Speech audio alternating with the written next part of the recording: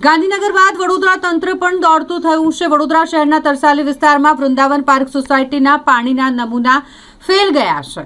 જે પાણીના નમૂના 2 દિવસ પહેલા લેવામાં આવ્યા હતા તે પાણીના નમૂના ફેલ થતાં જ વહીવટીતંત્ર દોડતું થયું છે। પાણીના નમૂના ફેલ થતાં જ પાણી પુરવઠાના અધિકારીઓ વિસ્તારમાં પહોંચી ગયા। પાણીની મુખ્ય નલિકા કાપી નાખવામાં આવી છે, એટલે કે પાણીનું કનેક્શન કાપી નાખવામાં આવ્યું છે અને હવે કામે લાગ્યા છે કોન્ટેમિનેશન શોધવામાં, કે કોન્ટેમિનેશન ક્યાંથી થઈ રહ્યું છે તેની શોધ કરવામાં આવશે અને પછી આ અંગે વધુ કાર્યવાહી કરવામાં આવશે। હાલ પૂરતા ટેન્કર ફાળવવામાં આવશે તેવું પાણી પુરવઠાના ડેપ્યુટી ઇજનેર દ્વારા જણાવવામાં આવ્યું છે। તેમણે પણ જણાવ્યું છે કે 2 દિવસ પૂર્વે જ નમૂના લેવામાં આવ્યા હતા અને આ નમૂના ફેલ થયા છે। ગાંધીનગર બાદ વડોદરામાં વહીવટીતંત્ર દોડતું થયું છે। જો કે સ્થાનિકોની વાત સાંભળીએ તો સ્થાનિકો કહી રહ્યા છે કે અમે છેલ્લા લગભગ 6-8 મહિનાથી આ ગંદુ પાણી પી રહ્યા છે। એટલે Vrindavan park society Sussen Tarsali road ward number 19માં આવે છે। ત્યાં વૃંદાવન પાર્ક સોસાયટીમાંથી દૂષિત પાણીની ફરિયાદ હતી, એટલે પરમ દિવસે એટલે આજે 7 તારીખના રોજ માસ સેમ્પલિંગ કરાવડાયેલું પાણીના સમયે, એમાંથી 3 સેમ્પલ અનફિટ આવ્યા હતા। એટલે ગઈકાલે 8 તારીખે પાણી વિતરણ બાદ પાણીની લાઈન કાપી અને કેપ મારી અને ડિસ્કનેક્ટ કરવામાં આવે છે અને અંદરથી પાણી હમણાં દૂષિત આવતું હોય એવું જણાય છે। એટલે અંદર હવે કામગીરી કરવામાં, ફોલ્ટ શોધવાની કામગીરી કરવામાં આવશે। સોસાયટીમાં કેટલાક ઘરોમાં જે ટાંકી આવેલી છે, ટાંકીમાં પણ જીવડા હોવાની માહિતી આવે છે, વાતમાં કેટલી સત્યતા છે?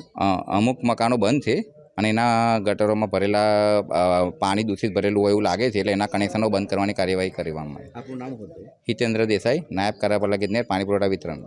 हाँ, बच्चे बीमार पड़ रहे हैं। हमको तो असर थोड़ा कम होता है, लेकिन बच्चों को तो बहुत जल्दी होता है और एक्चुअल पानी से ही सब कुछ होता है, तो बीमार तो पड़ते हैं बच्चे। ये छोटा बच्चा मेरा बीमार पड़ गया था। कितने समय से ये समस्या आपके सामने आ रही है? ये तो लगभग साल भर से। बीच में भी एक बार लाइन कट हुई थी ना, फिर वो थोड़ा रिपेयर करवाया था। क्या हो गया था, बीच में कहीं से लाइन लीक हो रही थी तो वो ठीक कराया था, बट ऐसे टेम्पररी ठीक कराने से नहीं चलेगा ना। सबको तो पानी पीने के लिए चाहिए घर पे, तो फिर कैसे चलेगा काम ऐसे, है ना।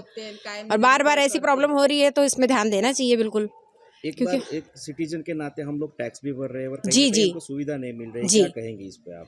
वो तो बहुत गलत है। ये सरकार को ध्यान रखना चाहिए कि जब आम जनता है वो इतना टैक्स सारा सब कुछ टाइम पे अदा करती है, तो आपको उनका फ़र्ज बनता है कि हमको सारी सुविधाएं दें। और हम तो क्या नॉर्मल मिडिल क्लास फैमिली है, कोई हाईटेक तो है नहीं, तो इसलिए तो सरकार का पूरा वो बनता है ना कि हमारे पर ध्यान दिया जाए। कहीं ना कहीं अपनी जिम्मेदारी से लोग जी, भाग रहे हैं। जिम्मेदारी से भागना नहीं चाहिए, बल्कि इसको और अच्छा करना चाहिए, क्योंकि आम जनता ज़्यादा है। हाई क्लास लोग तो 20% है, पर 80% तो नॉर्मल लोग हैं ना, और सबको इफेक्ट होता है। पीने का पानी कैसे लेते हैं? अभी घर में कुछ आरओ जैसा? जी, आरओ लगवाना पड़ा ना। बच्चों की तबीयत खराब होगी तो फिर उससे बढ़कर तो कुछ नहीं है, और इतना पैसा हम वहाँ देंगे, इसलिए फिर आरओ लगवाना पड़ता है। पर सरकार ने जब ये सुविधा दी है नल की, तो उनको अच्छे से करना चाहिए। आपका नाम? कंचन डहारे।